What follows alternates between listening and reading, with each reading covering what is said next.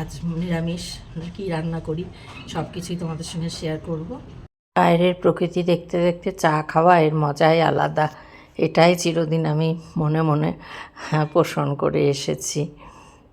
গতকাল রাতেই জামা কাপড় কেচে রেখেছিলাম, এখন মেলতে এসে দেখলাম অন্য দড়িতে মেলা। তো মেয়ের দড়ি কেনা ছিল, মা মেয়ে মিলে দড়িটা টাঙালাম, এবার জামা কাপড়গুলো মেলে দিই। যথারীতি রান্নাঘরে চলে এসেছি। রান্নার আয়োজন আজ মঙ্গলবার, নিরামিষ, তাই জন্য একটু তো বেশি রান্না করতে হবে। ছোট আলুর দম করব বলে ছোট আলুগুলো দেখো সিদ্ধ করে নিয়েছি, এখন খোসাগুলো ছাড়িয়ে নিই। পুরো দমে রান্না চলছে, দেখো জানালা দিয়ে কী পরিমাণ রোদ এসে পড়ছে, চারিদিকে একবারে রোদ জলমল। রান্না কমপ্লিট, সবার খাওয়া দাওয়া কমপ্লিট, আমি বাদে। তো এবার ঘরটা মুছে নিই। বন্ধুরা এখন বাজলো পুরো সন্ধ্যা 7:12। আমি চলে এলাম আটা মেখে নেব রাত্রিরে রুটির জন্য।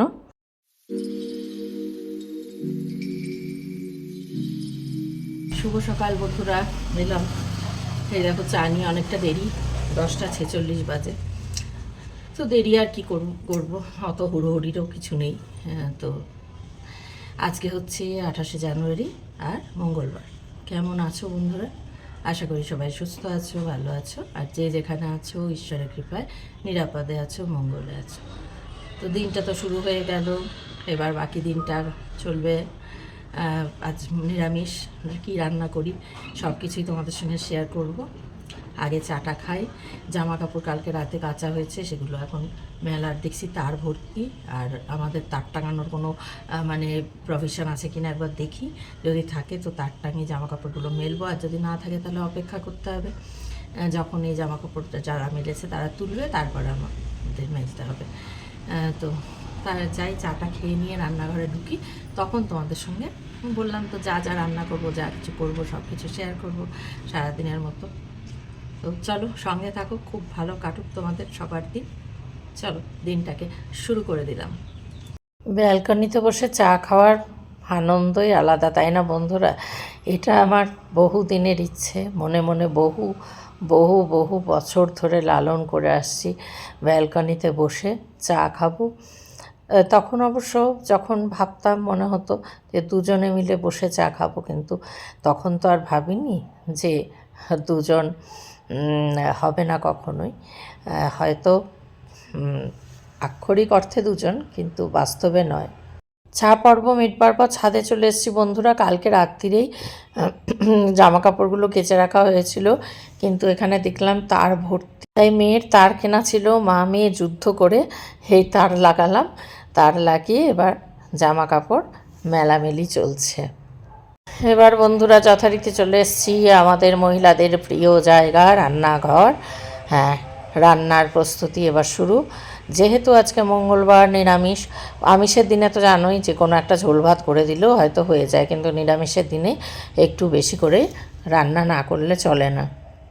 আজ ইচ্ছা আছে বন্ধুরা ছোলার ডাল করব। আর সেদিন ফুলকপি আনিয়েছিলাম না, ফুলকপির মানে ডাঁটাগুলো এত সতেজ ছিল, এত সুন্দর ছিল যে সেগুলো রেখে দিয়েছিলাম।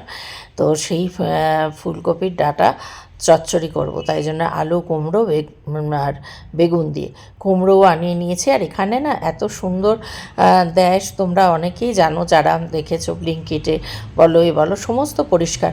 কুমড়োটা যে দিয়েছে আমাদের কি, আমরা বাজার থেকে কুমড়ো কিনে আনার পর যদি সঙ্গে সঙ্গে বুকটা না চেঁচে রাখি, তাহলে কিন্তু পচন ধরতে শুরু করে দেয়। সে ফ্রিজেই রাখি কি বাইরেই রাখি, অথচ এরা এখানে এই যে সেলোফেন পেপারে মুড়ে দিচ্ছে, ফুলকপি বলো বা বাঁধাকপি বলো বা যা কিছু বলো, তার সঙ্গে কুমড়োটা কালকে দেখলাম আমি একদম বুক পরিষ্কার করে চেঁচে সেইভাবেই দিয়েছে। মানে কোনোভাবেই যদি ওটা বাইরে ফ্রিজে নাও ঢোকানো, তো এই দেখো তোমরা দেখতেই পাবে যে বুকটা চেঁচে রাখা, কোনো কিছু একদম ক্লিন করা, মানে যা কিছুই দেয় এরা ক্লিন করা। আমার একটু কুমড়োটা নিয়ে খুব কসরত হচ্ছে বন্ধুরা, কারণ তোমরা জানোই আমি ছুরিতে অভ্যস্ত নই। আর এই ছুরিটা কিন্তু কুমড়ো কাটার মতন অতটা মজবুত নয়। যে বড় ছুরিগুলো হয় না, বড় চাকুগুলো, সেগুলো হলে হতো। কাজেই কালকে কুমড়োটা কাটতে কিন্তু আমাকে বেশ নাজেহাল হতে হয়েছে, কারণ একেই আমি ছুরি দিয়ে কাটতে অভ্যস্ত নই।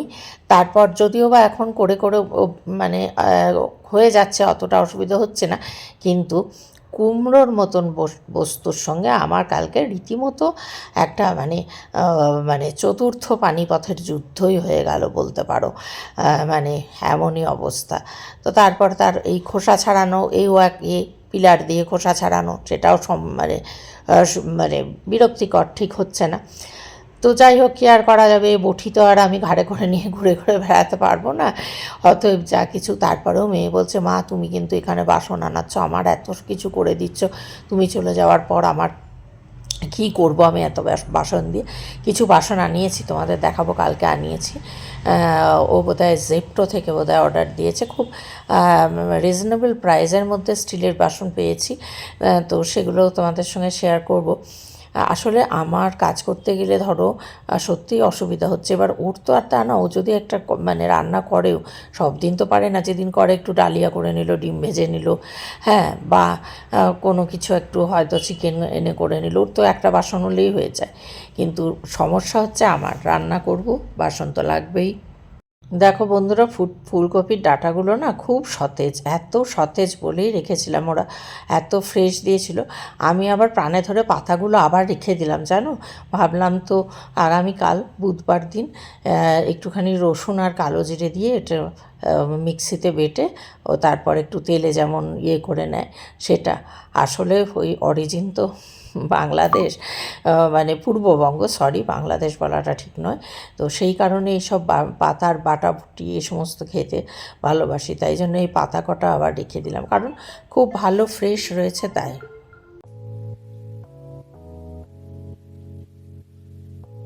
এই যে বন্ধুরা, ছোট আলুর দম করব, তাই জন্য ছোট আলু আনিয়েছিলাম, যথারীতি প্রেসারে সিদ্ধ করে নিয়েছি। এবার খোসা ছাড়ানোর পালা। এবছর শীতকালে না ছোটো আলুর দম খাবো বলে মটরশুঁটি দিয়ে হয়নি বাড়িতে থাকাকালীন। ওই যার কাছ থেকে খাবার নিই সেই দাদা দিয়েছিলেন, তবে ছোট আলু না, বড় আলুরই। কিন্তু আমার এখানে মনে হলো ঠিক আছে, আজকে মঙ্গলবার যখন নিরামিষ, তখন একটু ভালো করেই আলুর দমটা করা যাক। তো একদিকে ফুলকপির ডাঁটা চচ্চড়ি, আলু কুমড়ো বেগুন দিয়ে সর্ষে, সাদা সর্ষে কালো সর্ষে পোস্ত বেটে, আর এইটাতে তো যেমন হয় ধনে জিরে বাটা, আদা বাটা, আর তার সঙ্গে একটুখানি চারমগজ, কাজু আর সামান্য পোস্ত বেটে, আর টমেটো বাটা তো আছেই। সব কিছু দিয়ে একটু জমিয়ে করার ইচ্ছে, কেমন হবে সেটা খাওয়ার পরই বোঝা যাবে। এই দেখো বন্ধুরা, তোমাদের বললাম না কতগুলো বাসন কিনেছি, তার মধ্যে এই কড়াইটা কালকে এসছে, একটা কড়াই, একটা ফ্রাইং প্যান আর একটা সসপ্যান। দুধ জাল দেয়, চায়ের তো একটা সসপ্যান আছে, কিন্তু দুধ জাল দিতে তো লাগবে। তো এই দেখো, ফোড়ন দিয়ে একবারে জিরে আর শুকনো লঙ্কা আর একটু ছোটো এলাচ, লবঙ্গ, দারচিনি, জয়িত্রী, এই ফোড়ন দিয়ে দিয়েছি আলুগুলো, নুন, এই হলুদ আর কাশ্মীরি লঙ্কা গুঁড়ো দিয়ে দিলাম। আলু তো একটু সেদ্ধ করে নেওয়া হয়েছে, সেই জন্য অসুবিধা হবে না। একটু মটরশুঁটি হয়েছে, সেই মটরশুঁটি যেটা আমি বাড়ি থেকে নিয়ে এসেছি, ভাবো, ভাগ্যিস নিয়ে এসেছিলাম, তা না হলে এখানে তো পাওয়া যাবেই, কিন্তু জানোই তো ফ্রোজেন বা সব কিছুরই দাম বেশি। তবে দাম বেশি হলে কি, মানে ব্লিঙ্কিট থেকে বা মানে যেই এই অ্যাপগুলো থেকে, যেগুলো থেকে বাজার আনানো হয়, সেগুলো এত সুন্দর পরিষ্কার পরিচ্ছন্নভাবে, এত সুন্দর প্যাকেজিং, এবং জিনিসও এত ভালো হয়, ওই জন্য খুব ভালো লাগে। তো আমাদের দেখো, আমরা তো ছোট শহরে থাকি, সেখানে আমাদের মানুষজন ওই বাজারে গিয়ে বাজার করাটাই বেশি প্রেফার করেন। সেখানে এই অ্যাপগুলো অতটা কার্যকরী হয় না, কিন্তু যদি কার্যকরী হতো তাহলে আমাদের মতো মানুষ, ধরো ইচ্ছে হচ্ছে যে এখন এই সবজিটা আনা একটু করি, কিন্তু সেগুলো করতে পারি না। এই দেখো, ওই কড়াইয়ের পাশে এই যে সসপ্যানটা দেখছো, এটাও আজকে নতুন নেওয়া, বললাম না, তিনটে আনা হয়েছে, কড়াই, একটা ফ্রাইং প্যান আর একটা সসপ্যান। তো স্টিলগুলো কিন্তু যথেষ্ট ভালো, যথেষ্ট ভারী, মানে দোকানে কিনতে গেলে তো অনেকটাই পড়তো, এটা 634-এ তিনটে জিনিস এসছে, বুঝতে পারছো, যথেষ্ট ভালো। তোমরা বাসন বলছিলে আমার কথা শুনে, যে আমি বারবার বলছিলাম যে বাসনের অসুবিধা, সেই জন্য। তো এই যে পেস্ট যেটা করেছিলাম সেটা আলুর দমের মধ্যে দিয়ে দিলাম, তো এই রান্না করতে করতে দেখো বললাম না যে কি আলো আসে রোদ। আর একটা জিনিস তোমাদের বলেছে কিনা আমি জানি না, ঠিক মনে নেই, যে গ্যাসের ব্যাপারটা ওইখানে মেয়ে কালকে ওয়ার্ক ফ্রম হোম নিয়েছিল, ওই জন্য মাঝে মাঝে অনেক কাজই করলো, ঘর দোর ঝাড় দিয়ে দিয়েছে সব, পরে বেলায় আমি মুছেছি। তো যাই হোক, যেটা বলছিলাম, গ্যাসের এখানে কিন্তু ওই পাইপলাইনে, অর্থাৎ সিলিন্ডার থাকে নিচে। এই দেখো এই ফ্রাইং প্যানটা, তার মানে 3টে বাসনে দেখিয়ে দিলাম। কুকারে ডালটা সিদ্ধ বসিয়েছিলাম, যেহেতু ছোলার ডালটা একটু বেশি দিন হয়ে গেছে। আমি এর আগেও দেখেছি বাড়িতে অরহর ডাল বা ছোলার ডাল যদি একটু পুরনো হয়ে যায় তাহলে সেটা সেদ্ধ হতে অনেক সময় লাগে। তো যেটা বলছিলাম, ওই যে গ্যাস পাইপলাইনের মারফত, মানে এখানে সিলিন্ডার নিচে থাকে, পাইপলাইনের মারফত উপরে আসে, যার ফলে সিলিন্ডার রাখার জায়গাটা খালি, তার ফলে ওখানে অনেকটা জায়গা, মানে স্টোরেজ অনেক যথেষ্ট বেশি। রান্নাঘরেই বলো বা ঘরের অন্যান্যতে বলো, রান্নাঘরে যথেষ্ট স্টোরেজ। তবে আমার ওটা জানা ছিল না, আমি বাইরে দেখেছিলাম গ্যাস পাইপলাইনের মধ্যে দিয়ে আসে। এত আলোতে তো আগুন জ্বলছিল না, বোঝা যায় জ্বলবে, আওয়াজ হবে, না জ্বললে একটা আলাদাই আওয়াজ হবে।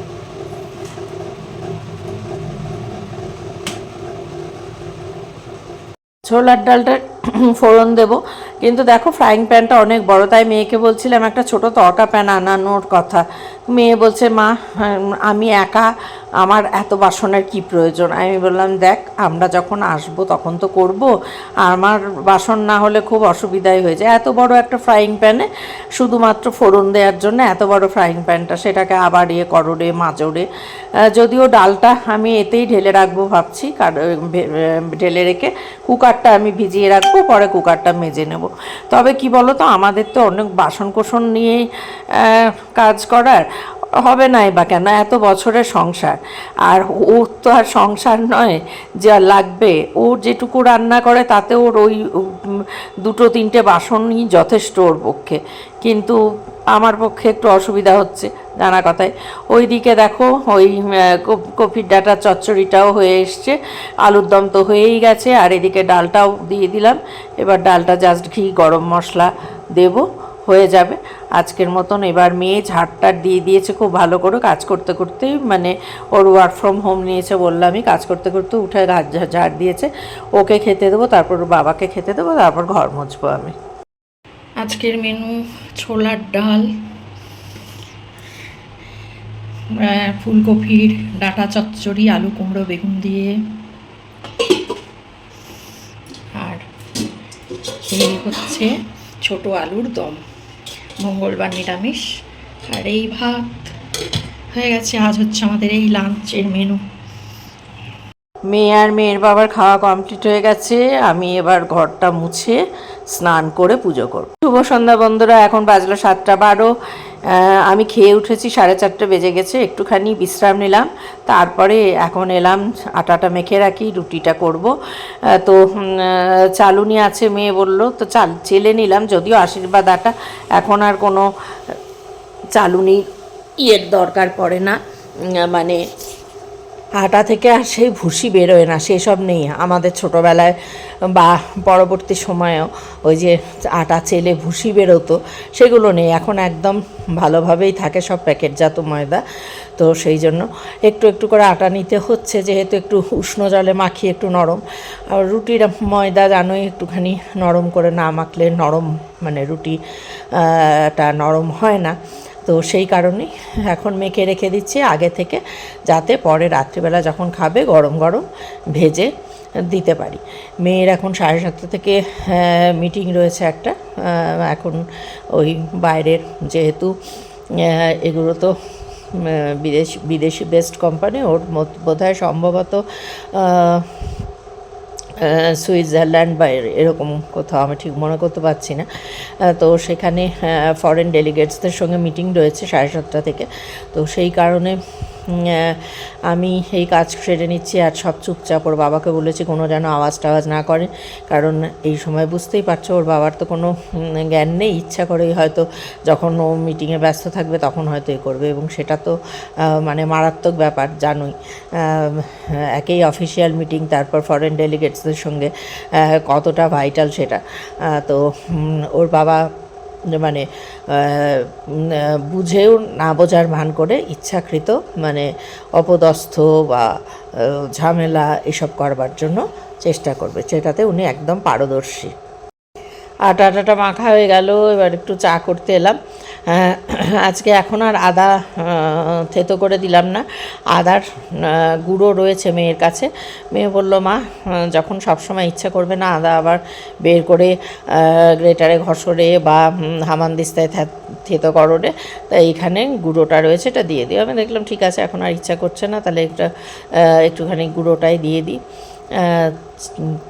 চায়ের জন্য। তো সেটাই, আর একটুখানি এলাচ দেবো আর গোলমরিচ।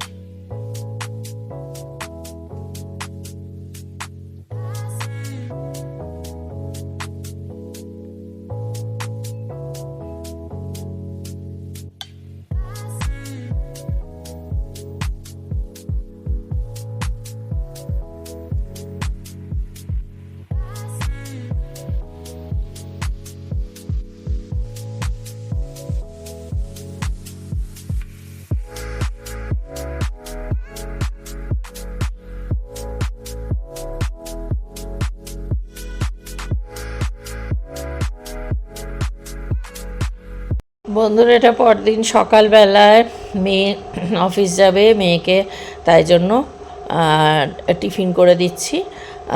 রুটি ময়দা তো মাখাই ছিল, আগের দিন রাত্রিরে মেখে রেখেছি, দেখলেই তোমরা। তো রুটি করে দিচ্ছি, আর চিকেন ছিল, চিকেনটা একটু নতুন করে দেবো। নতুন করে মানে একটু পেঁয়াজ ফোড়ন দেবো, একটুখানি লেবুর রস দেবো, ধনেপাতা দেবো, দিয়ে যেহেতু ফ্রিজে থাকলে এমনি গরম করে দিলে অতটা টেস্টি হবে না, তো সেই কারণে যাতে হয়।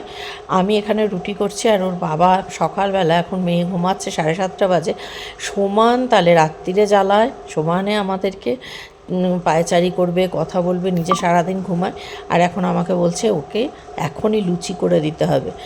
লুচি নয় পরোটা। বলছে কীরকম বউ যে এইটুকু লুচি পরোটা করে দিতে পারছো না। ভাবো, আমার এখনও ঘুমের রেশ রয়েছে, আমার ঘুম হয়নি মেডিসিন খেয়েও, তারপরে আমার পায়ে অসহ্য যন্ত্রণা, পায়ের যন্ত্রণার জন্যও আরও ঘুমাতে পারিনি। এখন ওনাকে লুচি পরোটা, যেহেতু মেয়ে টিফিন নেবে তাই, তো এই কারণে আসার পর থেকে তো মেয়েকে করে দিতে পারিনি। আমাদের বললাম বন্ধুরা, চিকেন রয়েছে, ফ্রিজে ছিল রান্না করা, তো সেটাকে এমনি গরম করে দিলে অতটা ভালো লাগবে না মেয়েকে যে দেবো, তাই জন্য এখানে তেল একটু নিয়ে নিলাম, আর একটু সর্ষের তেল নিয়ে নিলাম। এবার একটু পেঁয়াজ কুচি এর মধ্যে দেবো, নিয়ে তারপরে মাংসটা নাড়াচাড়া করব, একটু লেবুর রস দেবো, ধনেপাতা দেবো, দিয়ে একটুখানি টেস্টি যাতে হয় রুটি আর মাংস, ওই চিকেনটা নিয়ে যাবে। দেখো, পেঁয়াজ কুচি করে এটা তেলে দিয়ে দিলাম, একটুখানি চিনি দিলাম, তারপরে আবার একটু নুনও দেবো। তো যাই হোক, আসার পর থেকে দেয়া সম্ভব হয়নি, ওই যে উঠতে তো আমার কষ্ট হয় জানোই, তো কিন্তু নিয়ে গেলে তো টিফিনটা মেয়েটা খেতে পারে, তা না হলে তো সেই ক্যান্টিন থেকেই কিনে খেতে হয়। তো যাই হোক, ওর বাবা তো আমার মাথা খেয়ে ফেলছে, ঘুরে ঘুরে এটা করে দিতে হবে, ওটা করে দিতে হবে। আমি এখনও কিন্তু তাকানোর মতো অবস্থায় নেই, তোমরা জানোই বন্ধুরা, ভালো করে চা না খাওয়া পর্যন্ত আমি কিছু করতে পারি না। তো যাই হোক, আমার এই বৃত্তান্তের মধ্যে দিয়েই শেষ করছি আজকের ব্লগটা। মেয়ের টিফিনটা রেডি করতে করতেই ব্লগটা শেষ করে দিচ্ছি। যদি ব্লগটা দেখে তোমাদের ভালো লাগে অবশ্যই লাইক করো, কমেন্ট তো অবশ্যই করবে, আর প্লিজ প্লিজ প্লিজ চ্যানেলটা সাবস্ক্রাইব করে চলে এসো আমার পরিবারে, যে সমস্ত বন্ধুরা এখনও আসোনি। তো ঠিক আছে বন্ধুরা, আজকের মতো বিদায় নিচ্ছি। দেখা হচ্ছে আগামীকাল নতুন দিনে নতুন একটা ব্লগের সঙ্গে। ততক্ষণ সবাই খুব খুব ভালো থাকো, সুস্থ থাকো, নিরাপদে থাকো, আর আমার ব্লগগুলো দেখতে থাকো। এই দেখো, ধনেপাতা কুচি দিয়ে দিলাম টেস্টের জন্য, একটু টেস্টি লাগবে তবেই তো, তাই না? মা থাকলে এইটুকু করে দেবে মেয়েকে টিফিনে, এটা আর এমন কি বড় কথা বলো? তো ঠিক আছে, ভালো থেকো বন্ধুরা।